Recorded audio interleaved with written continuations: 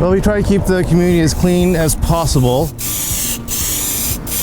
If it doesn't get cleaned up, then unfortunately others will start thinking that's an okay idea, and then they start doing it. My name is Mark Goodman. I'm with Pinal County Sheriff's Office, Community Relations. We carry various different hats. We're mostly known for the community reach out, where we do various events. We also handle various other programs such as the Sheriff's Redirection. Take care of the cadet explorers, the young ones that are going through ages of 14 to 20.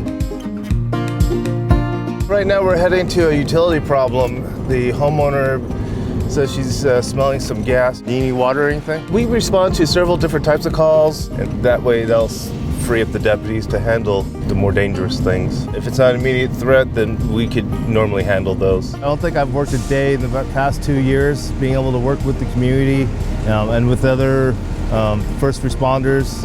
I feel it's more of a blessing than anything else. Meeting people in my own community and within the county, get to really truly appreciate Pinal County as a whole.